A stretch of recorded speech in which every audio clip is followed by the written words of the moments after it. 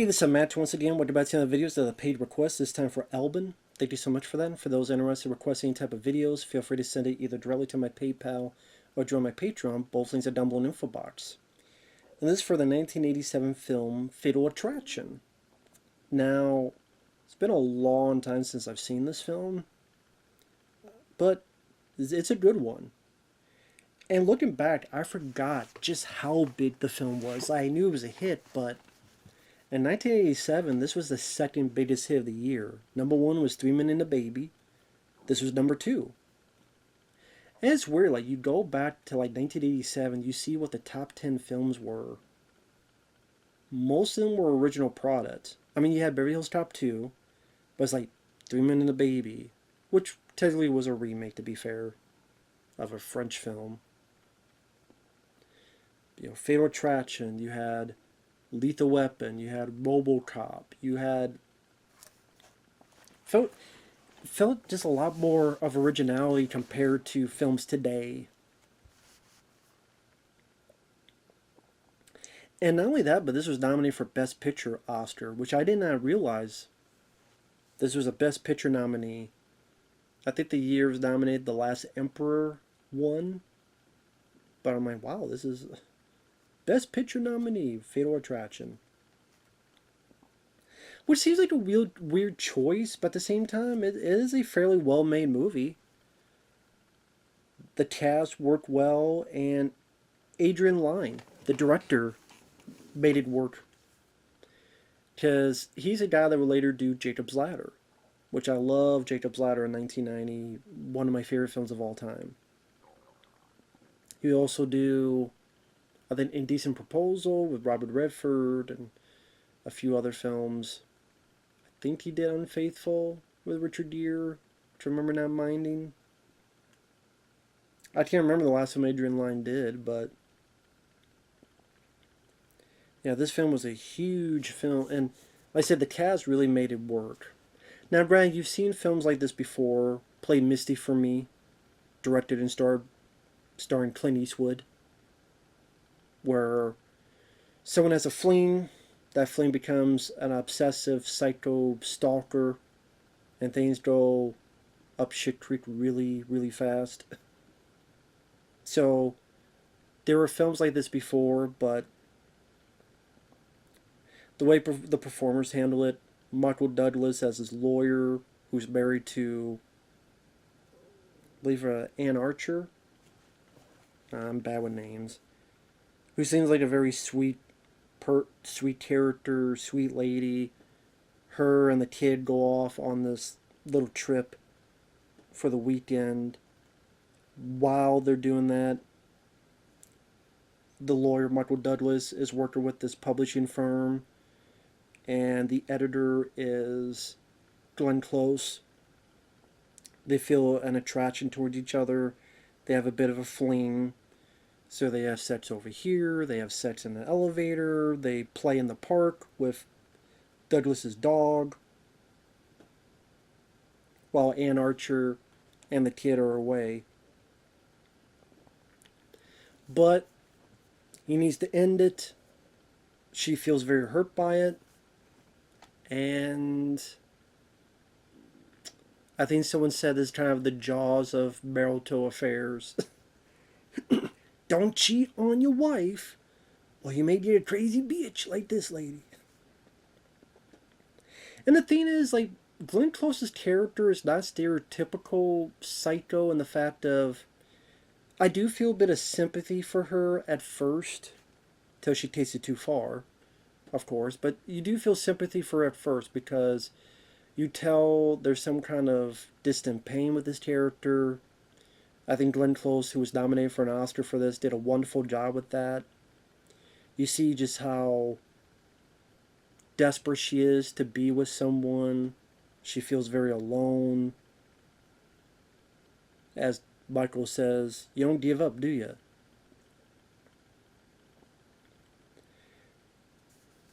And when he breaks it off, she cries. He hugs her, then realizes she slit her wrists. There's one bit where she's just shutting the lights on and off. And again, you can tell that she just obsessed, and as she puts it, I'm not going to be ignored, Dan. I'm not going to be ignored. I think she plays it where, with her mannerisms and her emotional discharges, so to speak, you tell there's something deeper issues that feel, again, a bit of sympathy. That in a way something might have happened. We don't know for sure. Maybe like her dad died a long time ago, but it never really goes any further as to what those might have been. Which I don't know if we should or should not have known that. Like, was she assaulted? Was she... something worse happened? Did something happen when she was a teen? Maybe they didn't want to have a reason because they would feel it'd be too much of a trope or too stereotypical, or you think for yourself, you make your own conclusions, whatever the case may be.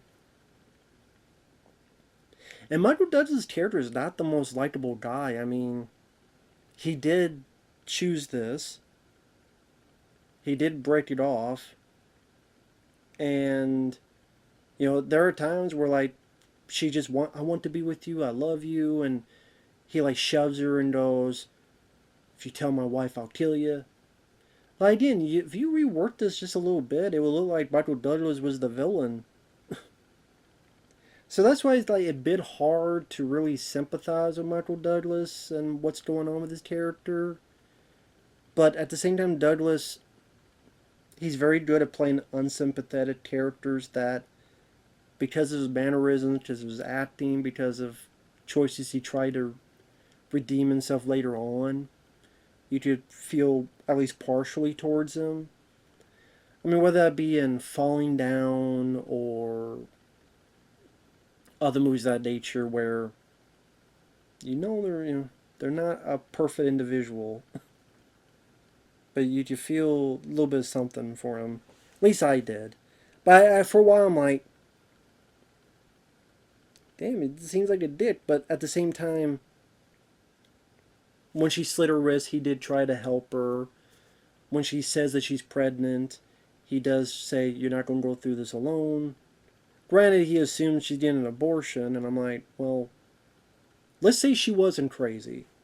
Let's say she fell in love with this guy, had a fling, the guy said yes,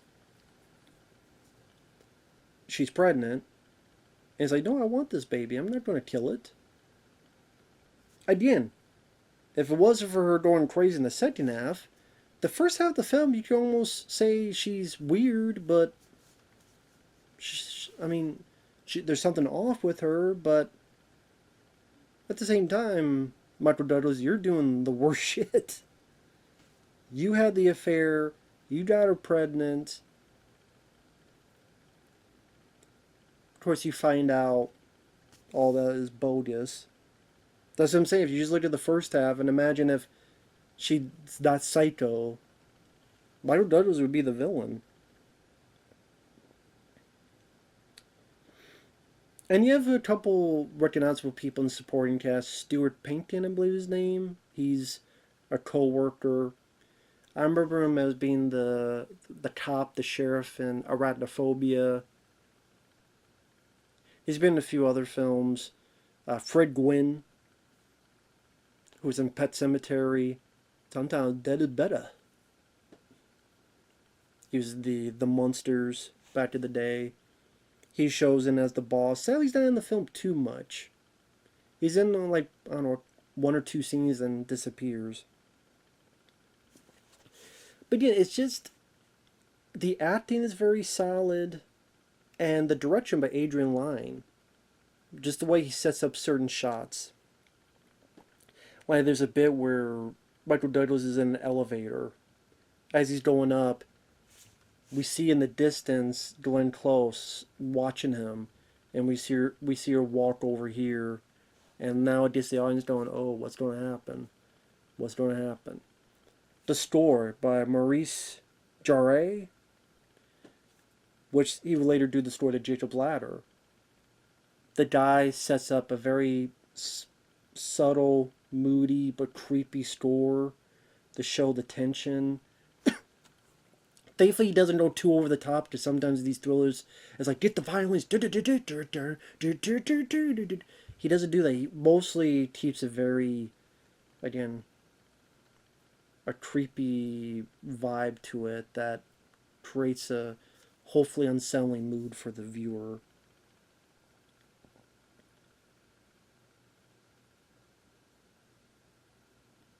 And again, another thing when I was talking about when Glenn Close, like you can almost sympathize with her.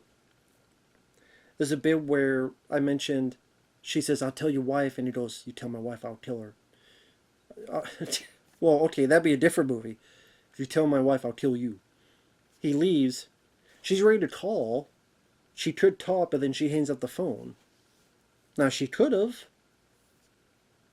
Now, granted, you just say maybe she's doing that because she wants to keep that power. Or at the same time, it's because she really does love this guy. She's just way over her fucking head on it. So it's not someone who is just a murderer. It's not just someone who's a psychopath. It's just someone who clearly does love this character, but just in too much of the wrong ways. And then they do it where I think that was on purpose, that you could kind of sympathize with her, and it's almost as if you don't know which side you're on.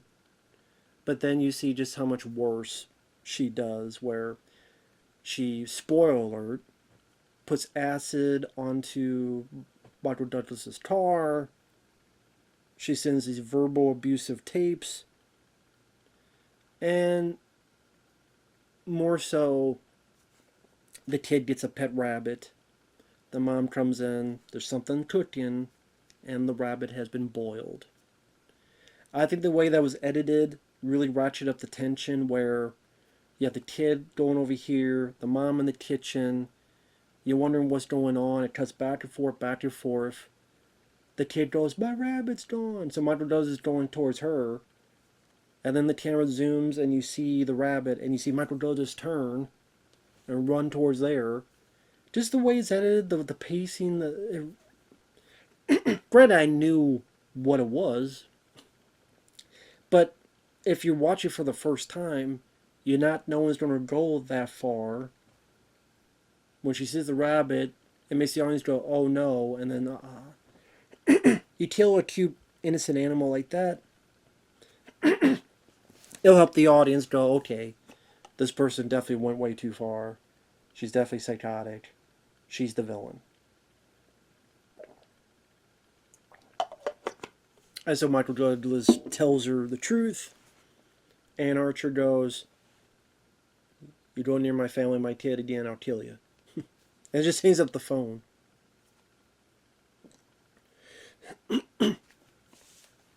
And again, another piece of the direction, with the way that the pacing is, Glenn Close has picked up the kid from school, and the mom is frantically looking for the kid. It'll go from Glenn and the kid on this roller coaster, and they're having fun, to the mom frantically searching in her car. So it'd be like the POV of the roller coaster, then the POV of the car. POV of the roller coaster, POV of the car, until finally they're fine, but the mom gets into a car crash, gets in the hospital. And Michael Douglas does a good job acting-wise. Now, I do think Anne Archer forgives him a bit too easily.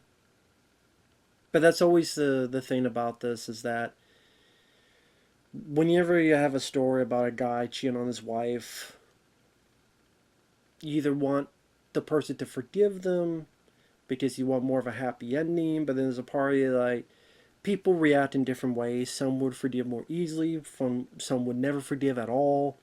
Each person is different. So it could be absolutely realistic that someone would forgive him that easily. I mean, it's just up to your own perspective. Oh, one thing I gotta mention, because I thought this was really funny. Michael Douglas is pissed, rightfully pissed, so he goes to her, breaks through Glenn Close's door, and they have this fight.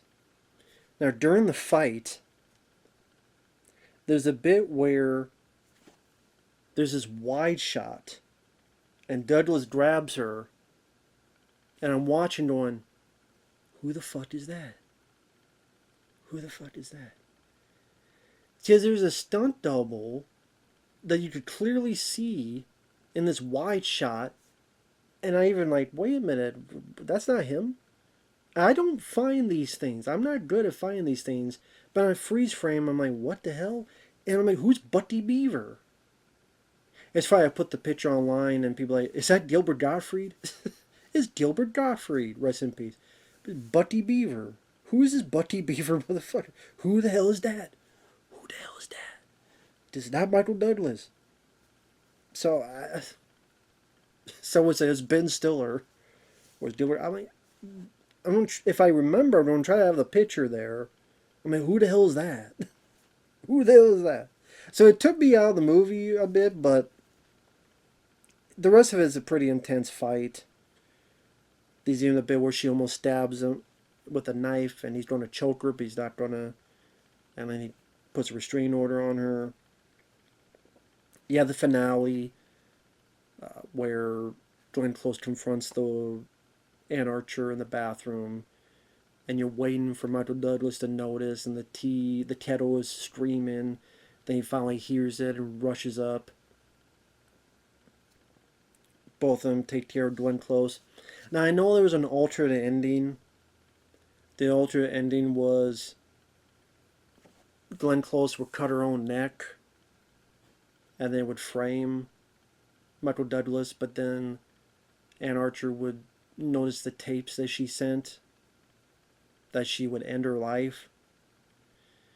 And then that was evidence, and it was going to clear Michael Douglas's name. I thought this was the better ending. I think that would have stretched things a bit too much for the audience, that they would start losing a little bit of interest. I know Glenn Close prefers the alter ending. I actually think this was the better ending for the audience to get that, yeah! Because she killed the rabbit, she did all these horrible things, almost killed Ann Archer, took the kid, kidnapped her, gave her back, granted, but still. That people want to see her dear comeuppance at this point. So when Ann Archer shoots her, yeah! That's a catharsis. It's a catharsis moment. I think the audience wanted that. And I think it definitely... If you had the other ending, it kind of would have been kind of a wet fart for people. Yeah, I get what you're doing, but But here's like, alright. It felt more of a crowd pleaser. So, I think they made the right decision. And yeah, Michael Douglas did a lot of these movies where he's just having sex with the wrong person. Fatal Attraction, Basic Instinct, Disclosure. Just having sex with the wrong person. Just Michael Douglas, just you gotta keep it in your pants, man. Because anytime you have sex, man, it leads you into trouble. In Fatal Attraction, Basic Instinct, Disclosure. Because like you look at those three posters, it's like Douglas ready to kiss or ready to whatever. But still three different movies, different plots. I will still say of the three, Disclosure is actually my favorite. But this is I don't know if I call Best Picture Oscar worthy. It got nominated. But I still thought it was a pretty decent film. Pretty good flick. Well directed. The Adrian Lyne did a nice job with the tension, the suspense. The acting is solid all around. Glenn Close definitely played an interesting psycho guy with a bit of sympathetic tendencies, at least early on. I granted this character was a lot less sympathetic, but I felt like a precursor to what Kathy Bates would do in Misery. I think just being that obsessed, in that case, obsessed fan here, or lover. But yeah, Kathy Bates was a lot less sympathetic. But,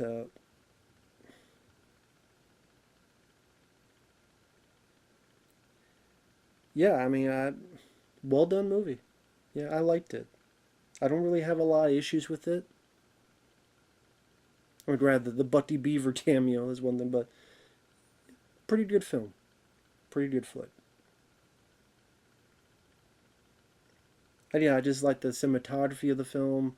I think the score was subtle and not overbearing. Anne Archer really felt sorry for her character. Glenn Close, definitely not one-dimensional in her performance. So it made her more intriguing of a person to watch. Michael Douglas I always liked as an actor, whether it be The Game, Falling Down, among other films. Black Rain. Overall, good film. With that said, thanks for watching. We'll see you guys later. Bye-bye for now.